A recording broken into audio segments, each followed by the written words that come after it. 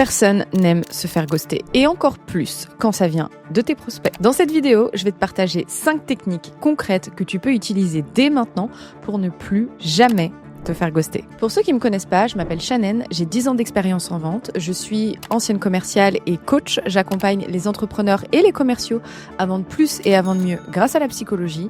J'ai toujours été top performeuse dans les boîtes par lesquelles je suis passée, et si mon entreprise se porte aussi bien, c'est aussi grâce à ma capacité à vendre et surtout ma capacité à correctement relancer les prospects. Avant de rentrer dans les techniques, j'aimerais quand même vous partager quelques idées reçues qu'on a sur la relance et que vous devez absolument vous enlever de la tête, parce que si l'attention n'est pas là, dans tous les cas, au niveau de votre tonalité et votre posture, ça ne marchera pas dans les relances. Ici, attention, je parle principalement de relance, non pas après une prospection, mais surtout une relance quand on a déjà entamé une discussion. Donc, vous avez envoyé un devis à un client, vous n'avez pas de retour, comment faire pour le relancer, comment faire pour avoir une réponse. L'idée reçue numéro 1, c'est de penser que si un prospect intéressé, c'est lui qui nous relancera de lui-même. C'est la pire erreur et c'est la pire idée reçue à avoir. Pourquoi ? Parce que les gens n'ont pas le temps. Je le vois en tant qu'entrepreneur, et j'imagine que s'il y a des entrepreneurs qui regardent cette vidéo pourront penser également à des situations, mais quand on est entrepreneur, on passe notre journée à gérer des urgences. Et donc, quand on ne répond pas, c'est pas forcément qu'on n'en a rien à faire, c'est juste qu'on est ultra occupé, et ça veut pas dire que le sujet n'est plus une priorité, c'est juste qu'on n'a pas eu le temps de s'en occuper parce qu'on est en train de gérer des urgences. Et moi, ça m'est arrivé plein de fois d'avoir des prestataires qui me relancent, et ça m'aide en fait, parce que ça me permet finalement de prioriser le projet. L'autre point, c'est que la personne était intéressée à la base, ou en tout cas accepter de rentrer dans le processus de vente. Il n'y a donc pas de raison qu'elle vous dise non au dernier moment. Donc ça déjà, on l'enlève de sa tête, on ne dérange pas quand on fait une relance, on demande juste une clarification d'information. Donc il faut vraiment changer la posture. C'est sûr que si vous arrivez avec vos gros sabots en disant « Oui, bonjour monsieur, est-ce que vous avez, le projet est toujours d'actualité, est-ce que vous avez eu le temps de prendre une décision ?» Oui, mais en fait, le mec, là, tu penses qu'à toi, en fait, et dans ton intention, ça se sent, et donc ton prospect se braque. Et puis parfois, moi, ça m'est même arrivé d'avoir des prestats qui me relançaient, mais en fait, le mail, il partait un peu dans les spams, ou je le voyais pas avec le nombre de mails que je reçois. Et donc, le fait qu'ils me relancent, des fois par téléphone ou par LinkedIn, ça m'aidait vraiment à reprendre ce sujet, à le reprioriser. Alors, c'est mon cas, mais c'est aussi le cas de beaucoup. Moi, j'ai beaucoup de clients qui m'ont souvent dit « merci de me relancer », parce que c'est vrai qu'on a un peu mis ça de côté, mais vous avez raison, c'est très important. Donc, on change vraiment de posture. Faut pas oublier que c'est vous qui avez le médicament et c'est vos clients qui ont un problème sur lequel vous pouvez apporter une solution. Une deuxième idée reçue, c'est de penser que c'est au prospect de faire toutes les démarches. Un peu dans le même lien que la première, vous pensez que de toute façon, c'est au prospect de décider quand est-ce qu'il veut acheter, c'est au prospect de décider quand est-ce que c'est le bon moment pour lui, quand est-ce qu'il a envie de caler un rendez-vous avec lui, etc. Mais en fait, ça crée ce qu'on appelle de la surcharge cognitive dans le cerveau. Votre rôle en tant qu'entrepreneur ou commercial, c'est d'accompagner le prospect dans sa prise de décision et donc de le guider. Proposez-lui déjà un chemin tout fait avec un rétro-planning, j'en ai déjà parlé plusieurs fois sur ma chaîne, mais voilà ce qui est prévu à telle date, voilà pourquoi est-ce qu'on doit se rappeler. Et votre objectif, c'est surtout d'accompagner votre client dans la meilleure décision possible. Donc, ça passe aussi parfois par le relancer, parce que justement, vous êtes là pour l'aider à prendre une décision. C'est pas à lui de penser pour vous, c'est pas à lui de penser à vous relancer, c'est pas à lui de se dire tiens, oui, c'est vrai, il faut que j'achète ça, etc. Vous allez grandement l'aider si déjà vous lui mâchez le travail sur le processus. Et je vous donne même un exemple en B2C parce que ça fonctionne également. Là, on parle principalement de B2B quand on fait des relances parce qu'on est souvent sur des gros paniers moyens ou du B2C à étiquette. Mais vous avez un panier par exemple et des fois vous recevez un mail « Ah, panier oublié, etc. » Je sais pas si vous vous rendez compte, mais au niveau des statistiques, c'est 35% de ventes supplémentaires juste grâce à un mail panier abandonné. Même vous, je pense que ça vous est tous déjà arrivé d'avoir un panier et de dire « Ah oui, c'est vrai, j'étais en train de faire ça, j'ai oublié. Ah bah heureusement qu'ils m'ont relancé et du coup j'ai acheté. » Et vous êtes très content d'acheter. La relance, vous l'avez pas senti comme du forcing. Et c'est exactement la même chose. Un dernier point, avant de passer aux techniques, relancer votre prospect donne aussi une image positive de vous. Je vous explique pourquoi. Je sais, ça peut paraître contre-intuitif. Mais pour la simple et bonne raison que votre prospect, il se dit, si vous suivez assidûment vos dossiers comme vous le faites avant le cycle de vente, forcément, ça donne déjà une première impression de vous, de quelqu'un de sérieux, de quelqu'un qui relance, de quelqu'un de professionnel. A contrario, si vous le faites pas, et moi je l'ai déjà vu avec beaucoup d'entrepreneurs avec lesquels je discute, il m'a pas relancé, ça veut dire qu'il a pas besoin de moi. Et parfois, vous perdez des ventes parce que, justement, vous ne relancez pas et que votre concurrent le fait. Donc, ça donne quand même une très bonne image de vous. Attention, disclaimer, et ça, c'est vraiment super important. Quand vous relancez beaucoup votre prospect et que vous finissez par le signer, une fois qu'il a signé, continuez à garder un contact régulier avec lui. Pourquoi ? Parce que si jamais vous ne le faites pas, vous êtes automatiquement mis dans la catégorie des commerciaux qui relancent pour signer, mais qui n'en ont rien à faire du prospect une fois que le devis est validé. Et ça, c'est le meilleur moyen pour perdre la confiance totale de vos clients. Passons donc maintenant aux 5 techniques de relance. Juste avant, je tiens à te dire que les places de l'académie, donc mon académie de vente où j'accompagne les commerciaux et les entrepreneurs à vendre plus et à vendre mieux grâce à la psychologie, sont ouvertes. Donc tu peux déjà candidater sur ce lien-là. Tu recevras toutes les informations. Ce type de techniques que je te partage sont également des techniques qu'on revoit dans l'académie, mais bien évidemment personnalisées et adaptées à ta situation. Pour information, c'est moi qui coach directement les élèves. Donc si tu as envie que je te coach et rejoindre l'aventure de l'académie, tu peux directement t'inscrire sur le lien en bio. Première technique, le break-up email. Alors là, c'est radical. Quand j'ai un prospect qui me ghoste depuis trop longtemps, je lui écris un mail qui est un mail de rupture. Ça peut être un message vocal, ça peut être un message LinkedIn, ça peut être un mail écrit, mais c'est un format écrit parce qu'en général, quand il me ghoste, c'est que j'ai pas pu l'avoir au téléphone. Le mail se construit comme ceci. Bonjour Michel, je n'ai toujours pas eu de retour de votre part suite à l'évaluation du projet. J'imagine donc que ce projet n'est plus d'actualité. Je me permets donc, sans retour de votre part, de clôturer le dossier. Si toutefois le sujet redevient une priorité pour vous, sachez que la porte reste ouverte. Ce break-up email, il est professionnel, il est simple, mais il dit clairement « Je vais pas perdre mon temps avec toi.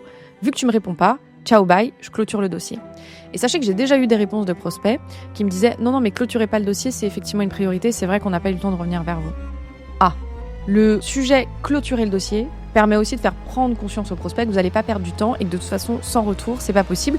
Cependant, vous ne cassez pas la relation puisque vous lui précisez que la porte restera ouverte si toutefois le projet redevient d'actualité. Donc vous gardez votre professionnalisme. On essaye de mettre le moins d'ego possible dans les ventes pour éviter justement de ternir sa réputation ou la relation avec le prospect. Il y a une autre petite phrase, et ça c'est le petit bonus que je vous donne, que j'aime bien mettre à la fin, que j'ai testé plusieurs fois et qui a plutôt bien marché, c'est « Comment pouvons-nous faire ?» Alors ça c'est une phrase de négociation de base, mais qui permet également d'ouvrir la discussion. Comment pouvons-nous faire? Tu peux la placer juste avant de dire sans retour de votre part, je me permettrai de clôturer votre dossier. Tu as 2 formats un petit peu différents avec lesquels tu peux rajouter ta petite phrase. Donc n'hésite pas à les tester et surtout fais-moi un retour en commentaire parce que ça m'aide à continuer à te partager de la valeur sur cette chaîne. Et si tu l'as toujours pas fait, mets un petit like et abonne-toi parce que ça m'aide à continuer à te partager des contenus plein de valeur. On a ensuite la deuxième typologie de relance qui est la relance subtile. Alors celle-ci c'est ma préférée et je l'ai déjà subie entre guillemets puisque j'ai des prestataires qui me l'ont faite et c'est vrai que c'est très efficace. Quand un prospect ne me répond pas, je vais souvent aller liker l'intégralité de ses posts LinkedIn ou Instagram et je vais vraiment liker ou commenter ou partager. Alors on se détend, le but c'est pas d'harceler mais c'est juste de montrer qu'on reste un peu dans la tête du prospect. Ce que j'aime encore mieux faire, c'est que j'active la cloche des notifications des prospects que j'ai en cours et je leur mets un petit like et un petit commentaire juste pour leur montrer que je suis là et que je leur apporte du soutien et surtout, je commande bien évidemment quelque chose de pertinent et pas genre où est-ce qu'on en est du projet, bien évidemment. Cette relance, elle a déjà fonctionné. J'ai un des développeurs avec lesquels je travaille qui m'aide pour l'utilisation de mon IA, qui est d'ailleurs disponible dans l'académie, une IA pour t'entraîner avec des faux prospects pour éviter de cramer tes vrais prospects avant de passer en situation de rendez-vous ou de prospection. Et ce développeur, quand il m'avait envoyé le devis, c'est vrai que j'avais mis un peu de temps à répondre parce que j'étais en train d'évaluer plein de choses, puis j'étais en train de coacher, donc j'étais pas forcément disponible, mais il a liké 2-3 posts LinkedIn. Et c'est vrai que ça m'a fait rappeler que je devais lui répondre par mail et donc j'ai répondu tout de suite beaucoup plus vite. Cette petite action, elle paraît anodine et pourtant elle a eu un impact énorme puisque je lui ai signé le devis. Je vous partage mes expériences personnelles, mais ça marche très très bien avec beaucoup de prospects. Et ce qui est bien, c'est que ces méthodologies-là de relance sont complémentaires entre elles. Donc t'es pas obligé d'en choisir qu'une seule, tu peux en essayer plusieurs. On a ensuite la 3e typologie de relance. La 3e technique secrète de relance, c'est ce qu'on appelle l'apport de valeur. Alors, l'apport de valeur, c'est si vous avez déjà eu un premier appel avec le prospect et que vous avez réussi à tisser un lien, en général, vous avez déjà un premier niveau d'information sur ce que propose l'entreprise. De ce fait, moi, ce que je fais, c'est que je vais venir chercher sur Internet des informations complémentaires pour leur faire un mail assez sympa en disant « Bon, voilà, j'ai pensé à vous parce que j'ai vu que sur votre site, il y avait telle nouvelle actualité. C'est en lien avec une actualité secteur marché. Est-ce que ça vous parle? Est-ce que vous seriez contre le fait qu'on en discute ?» Et en fait, ça permet juste de montrer que tu apportes de la valeur et que tu n'es pas juste là pour le signer, mais que tu lui as fait un mail précis qui lui apporte quelque chose. Alors, tu peux le faire avec une nouveauté LinkedIn, un changement de réglementation par exemple, ou même une tendance secteur que tu as observée ou un créateur de contenu qui a publié sur le sujet et que potentiellement ton prospect n'aurait pas vu. Je trouve que ce type d'email est toujours bien réceptionné et en général, dans le même email, je reçois une réponse en disant « Oh bah merci, c'est gentil d'avoir pensé à nous et d'ailleurs pour le projet, on est toujours en discussion ». Et donc en général, c'est subtil, mais j'ai quand même une réponse. La 4e technique de relance, c'est l'introduction à un prospect potentiel. Mais celle-ci, elle est tellement pépite, elle est magique et je pense que vous l'avez pas beaucoup entendue.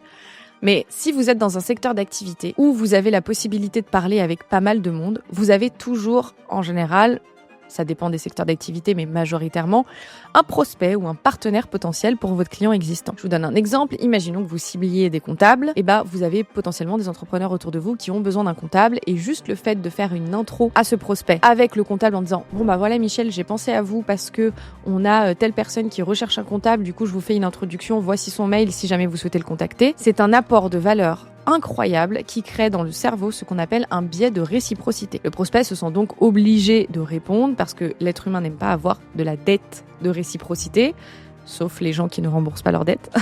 Mais en tout cas, il n'aime pas le fait de devoir quelque chose à quelqu'un, un service, majoritairement. Et donc, en général, il y a cette chose qui se crée de « j'ai envie de rendre l'appareil ». Et surtout dans le business, en général, quand vous envoyez un prospect potentiel, la personne est beaucoup plus à même de vous répondre, au moins ne serait-ce que pour vous remercier parce que désormais, vous avez une personne intéressante en commun et donc sa réputation peut potentiellement être en jeu. Je vous invite donc à regarder si vous n'avez pas des prestataires ou des clients potentiels. C'est pas obligé que ce soit un client direct, mais ça peut être par exemple une personne de la même industrie avec laquelle vous pensez que ça peut être intéressant qu'il travaille parce qu'il y a des synergies qui vont se créer et donc du business potentiellement. La dernière technique, et celle-ci, elle demande quand même pas mal d'anticipation, c'est d'anticiper de se faire ghoster.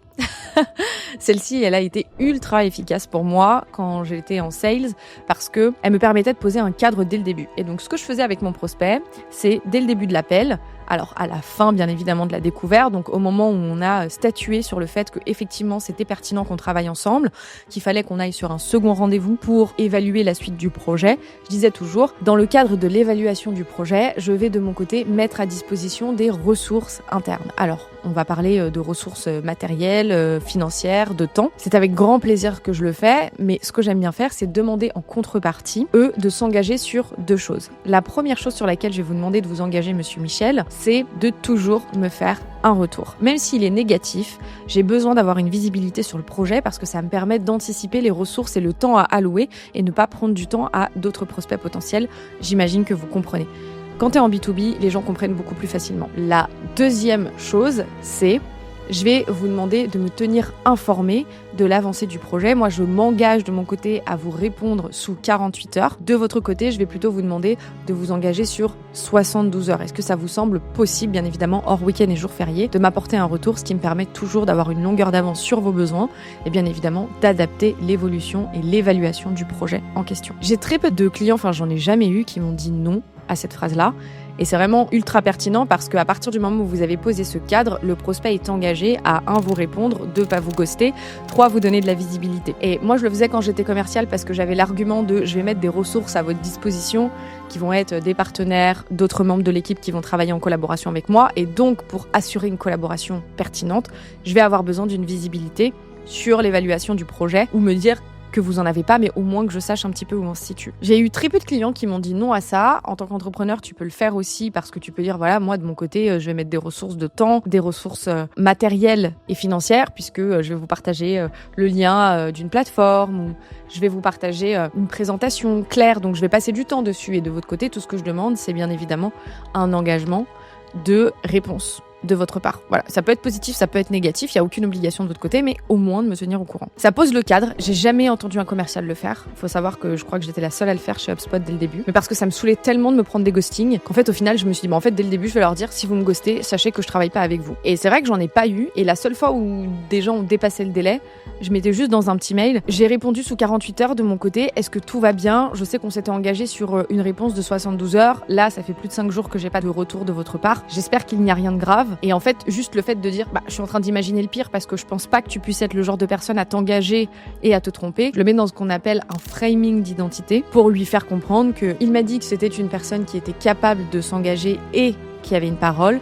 Et finalement, c'est pas la vérité. Mais le fait de le remettre dans un mail de manière plus subtile, sous-entendu, c'est très politique, hein, mais malheureusement quand t'es commercial, faut un petit peu jouer avec ces règles de communication, et même quand t'es entrepreneur, parce que tu peux pas être trop agressif et trop frontal, parce que tu peux totalement casser la relation et surtout ternir ta réputation. Le but, c'est vraiment de lui faire comprendre que s'il ne me répond pas, il peut que avoir quelque chose de grave, parce que c'est quelqu'un qui tient sa parole. N'oublions pas que dans la relance, il y a aussi une notion de posture et de tonalité. L'objectif, c'est pas d'harceler son prospect. Moi, ce que je recommande, c'est si vous avez des relances en termes de fréquence, on va plus être sur une relance tous les 3 à 5 jours en fonction du cycle de vente, bien évidemment. Faut pas hésiter parfois à relancer plusieurs fois. Moi, c'est après avoir insisté parfois que j'avais un retour, en disant voilà, moi j'ai juste besoin d'une visibilité, j'ai toujours pas de retour de votre part. Donc le sujet, c'est est-ce qu'on clôture le dossier ou pas. Et le fait aussi d'apporter à votre prospect une porte de sortie, ça lui permet de vous dire réellement la vérité, parce que le plus frustrant quand on vend, c'est d'avoir des clients qui ne nous répondent pas, mais on sait pas pourquoi, et donc on ne peut pas vraiment s'améliorer